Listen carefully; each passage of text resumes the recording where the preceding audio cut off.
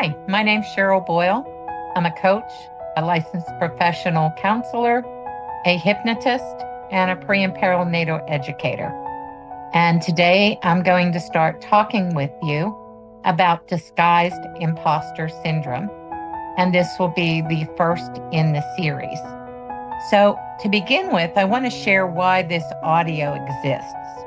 I created this audio because so many capable, accomplished women believe they struggle with confidence when what they're actually navigating is something far more subtle. Accomplished women don't struggle because they lack confidence, intelligence, or experience. They struggle because their confidence has been shaped around performance, approval, and staying acceptable rather than around internal authority and self-trust. Disguised imposter syndrome doesn't usually announce itself loudly. It rarely sounds like, I'm a fraud. More often, it sounds like over-preparing, minimizing, waiting, staying agreeable, staying small, or constantly recalibrating yourself to the room you're in. I created this audio to help you recognize the subtle ways imposter syndrome hides so you can stop trying to fix yourself and start anchoring into who you already are. Coaching doesn't force confidence. It helps your nervous system feel safe enough to own your presence, your voice, and your leadership without earning it over and over again. As you listen, notice what resonates. Nothing here means something is wrong with you. It simply points to places where your system learned to adapt and where it's ready to shift. Most of the women I work with are intelligent, experienced, and outwardly successful. Yet internally, they often feel like they're still proving, still earning, or still waiting to arrive. This audio is not about fixing you. It's about helping you recognize patterns that you learned for safety and showing you how coaching helps unwind them so confidence becomes embodied, not performed. As you listen, allow what resonates to land. First of all, do you downplay your achievements even when others praise them? Pause here for a moment and notice your instinctive response. When someone acknowledges your accomplishments, what happens inside you first? Do you feel the urge to brush it off, make a joke, redirect the conversation, or explain why it wasn't that big of a deal? Do you downplay your achievements even when others are offering genuine praise? I watch this happen often. A woman is recognized for something meaningful, and instead of letting that moment settle, she deflects it with humor, minimizes the effort, or quickly shifts the focus away from herself. Not because she doesn't deserve the recognition, but because being seen that clearly can feel exposed, unfamiliar, or even unsafe. In coaching, we slow this moment down on purpose. We pay attention to the body's reaction, the quick reflex to dismiss, and the subtle discomfort that comes with being acknowledged. Gradually, clients build tolerance for staying present with praise instead of escaping it. Over time, recognition no longer feels like something to dodge or survive. It begins to feel grounding, something that can be received calmly without shrinking, explaining, or disappearing. Number 2, in terms of imposter syndrome disguises, is do you feel like you need to prove yourself again in every room? When you bring your awareness to how you enter new places and spaces, when you walk into a new environment, a meeting, a group, a new opportunity, notice what happens inside you. Do you feel a quiet pressure to reestablish your worth, even though you already have experience, skills, and credibility? Does it feel like your past doesn't quite carry over, as if you're starting from zero again? I often notice this in how women introduce themselves. They explain their background quickly, list credentials early, or subtly overperform right away, trying to show they belong before anyone questions it. Not because they aren't capable, but because something in them learned that belonging has to be earned in every space. So in coaching, we work on anchoring identity internally rather than situationally. Clients begin to recognize that who they are doesn't reset when the room changes. Through repeated practice, the body learns that it's safe to enter new spaces without immediately proving, explaining, or performing. And over time, belonging starts to feel portable, something you carry with you, so you can walk into new rooms grounded, steady, and already enough. So the third one is, do you hesitate to fully claim your role or title? Let's take a moment to consider how you introduce yourself. When someone asks, "What do you do?" what words come out first? Do you soften your language, shorten the description, or leave out parts that feel too bold, too official, or too exposed? Do you downshift your title so it feels safer to say out loud? I hear this when women describe their work in vague or apologetic ways, using phrases like kind of, mostly, or I just. The role is real, the experience is real, yet the language doesn't quite match. Often, this isn't about uncertainty and skill. It's about a nervous system that learned clarity could invite judgment or challenge. With coaching, we bring language back into alignment with reality. Clients practice naming what they do clearly and calmly without over-explaining or shrinking. As this becomes familiar, the nervous system learns that clarity and authority don't require permission. Over time, introductions feel grounded instead of awkward, and women begin to speak their roles with ease, confidence, and ownership. Number 4, do you over-prepare so no one can question your competence? Notice how preparation feels in your body.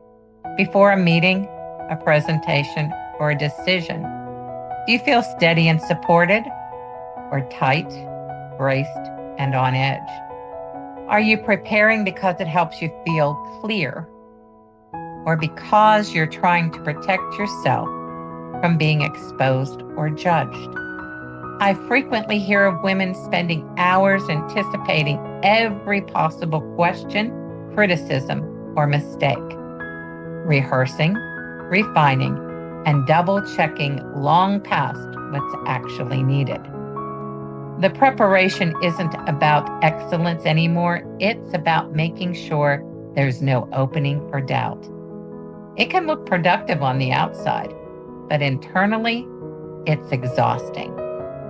In coaching, we help separate separation with your protection and your preparation. Clients learn to recognize when preparation is truly supportive and when it's being driven by fear. Through this process, preparation becomes more intentional and contained. Over time, women begin to trust their knowledge and experience, so preparation strengthens confidence instead of draining energy, and showing up feels grounded rather than guarded. The fifth one, do you feel uncomfortable being seen as an authority? Check in with what happens when others look to you for leadership. When questions come your way, when decisions are yours to make, or when people wait for your direction, what do you notice internally? Does something in you pull back, deflect the focus, or feel uneasy, even though you're capable and qualified? This often shows up when women redirect leadership to others, soften their authority, or hesitate to take the lead unless they're explicitly asked. Sometimes it sounds like, "I'm not the expert," or "let's hear what others think first," even when their experience clearly places them in that role. It's not a lack of ability, it's a learned response to visibility and responsibility. In coaching, we work with how authority feels in the body, not just how it looks on the outside. Clients learn to notice the instinct to shrink, explain, or apologize, and to gently stay present instead. Over time, the nervous system learns that holding authority doesn't mean being harsh, exposed, or alone. Leadership begins to feel steady and natural, allowing women to lead without over-explaining, deferring, or disappearing. 6. Do you second-guess decisions you were confident about yesterday? When you take a moment to reflect on your relationship with decision-making, when you make a choice and feel clear in the moment, what happens later? Do you find yourself replaying the decisions hours or days afterward, running through different outcomes, wondering if you missed something, or questioning whether you should have done it differently? This often shows up as quiet mental loops, especially at night when everything slows down. A decision that once felt solid starts to wobble. Not because it was wrong, but because your mind had learned to reopen decisions in search of reassurance. What looked like thoughtfulness on the outside is actually self-doubt wearing a responsible mask. With coaching, we work on anchoring decisions in the body, not just the mind.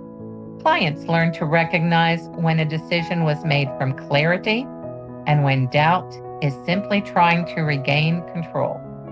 Over time, internal trust strengthens. Decisions stop being revisited for comfort, and women begin to rest in the choices they've already made, moving forward with steadiness instead of second guessing. Number 7, do compliments make you feel awkward instead of proud? Notice how you feel when appreciation lands for you.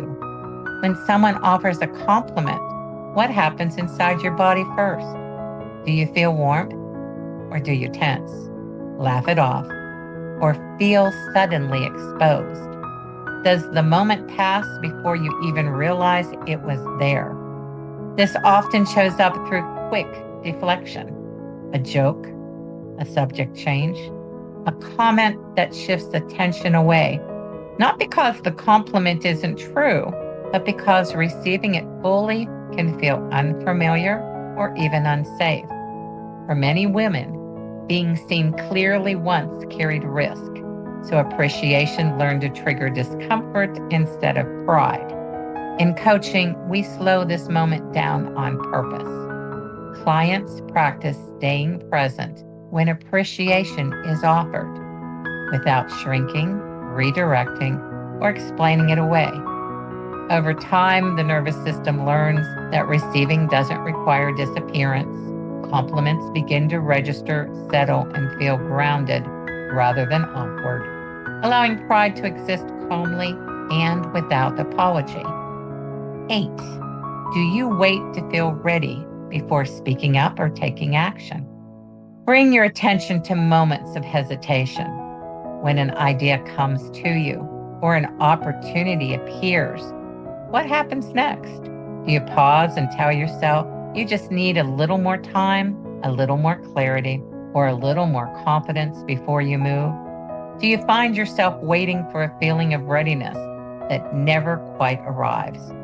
This often shows up when ideas stay unshared, launches get delayed, or visibility is postponed. Not because the woman isn't capable, but because she's been taught that action should only happen once everything feels certain. What looks like patience or strategy on the outside is often fear quietly calling itself preparation. In coaching, readiness gets redefined. Clients learn to recognize that clarity and confidence don't come before action. They grow through it. We work with the nervous system so movement feels safer than waiting. Over time, women stop holding themselves back for a feeling they think they need and start trusting that readiness builds as they speak, show up, and take the very next step. 9. Do you feel like success hasn't quite landed yet? Take a moment and reflect on your experience of achievements. When you reach a milestone, complete a goal, or receive recognition, what happens next inside you? Is there a brief sense of relief, followed quickly by a feeling that it's not quite enough yet? Does success feel slightly out of reach, incomplete, or already replaced by the next thing? This often shows up as moving the goalpost without realizing it. The achievement happens. There's no pause to let it register and for you to take ownership and enjoy it. Attention shifts immediately to what's missing, what's next, or what still needs improvement. Not because the success isn't real, but because your system learned to keep moving instead of settling. In coaching, we work on helping success land in the body, not just the mind. Clients learn how to pause long enough for achievement to register emotionally and physically. Over time, success stops feeling like something to chase or outrun. It becomes something you can stand in, steady, grounded, and real, allowing confidence to finally catch up with what you've already accomplished. The 10th type of hidden imposter syndrome is, do you minimize your experience when introducing yourself? Notice how you tell your story. When someone asks about your background, what details come forward first and which ones get left out? Do you shorten the timeline, gloss over achievements, or soften your impact so it sounds more modest or less impressive than it actually is? This can show up in subtle ways. A woman talks about years of experience as if they were incidental. She may describe meaningful accomplishments without naming their significance. Sometimes it even sounds like she's talking about someone else's life rather than her own. The facts are there, but the ownership isn't. In coaching, we bring on the story back to home. Clients learn how to speak about their experience in a way that matches reality without exaggeration and without shrinking. Over time, telling their story no longer feels exposing or uncomfortable. It begins to feel grounded and true, reflecting presence, ownership, and earned confidence instead of distance or dismissal. Now, these 10 imposter syndrome patterns I just walked you through, they're just the beginning. I actually have 100 of them wrapped into a confidence and self-trust threshold profile that contains those 100 questions that reveal not just which patterns you recognize in yourself, but how they interconnect, what triggers them, and most importantly, how to update them. What you've just experienced here is a small sample of what happens when we start mapping how systemic beliefs and hidden imposter syndrome actually operate in your specific system. But here's what most people don't realize. These aren't isolated thoughts or random doubts. They're part of a comprehensive internal architecture that's been quietly running your confidence decisions for years. I show you how to update them. Think of what you just experienced as seeing the tip of the iceberg. The full profile shows you the entire system underneath. Because here's what I've learned working with accomplished women. Awareness alone isn't enough. You need to understand the specific blueprint of how your survival brain learned to question your expertise so you can consciously upgrade those survival strategies into authentic empowerment. When you know your exact pattern, not just that you have self-doubt, but how your particular nervous system learned to create this through systemic beliefs and hidden imposter syndrome symptoms, you can finally stop fighting your intelligence and start redirecting it. With awareness of these patterns, you can metaphorically switch the switch to be able to change your self-doubt or lack of confidence beliefs into the actual truth that you already have confidence. You just need to know how to use new adapted, upgraded coping mechanisms rather than the survival skills that these beliefs created. If you found yourself hesitating at any point while going through this, second guessing your expertise, wondering if your knowledge is enough, or feeling that familiar tug to over-prepare before putting yourself out there, you're not alone. These aren't mindset issues. They're intelligent survival strategies that once kept you safe, but now keep you invisible. The real question isn't whether you know how to reset your confidence. It's whether you trust yourself enough to claim the authentic confidence that your experience deserves. Are you ready to go deeper? If you're tired of having brilliant ideas but struggling to put them into the world with confidence, I have 2 resources that will help you understand what's actually happening beneath the surface. You can get my free guide, 10 Middle of the Night Questions. The link is right here in this video, and it will be in the first comment as well. These are the 10 questions that entrepreneurs ask themselves when systemic beliefs and hidden imposter syndrome show up. Discover why success still feels tense and why conversations replay long after they end.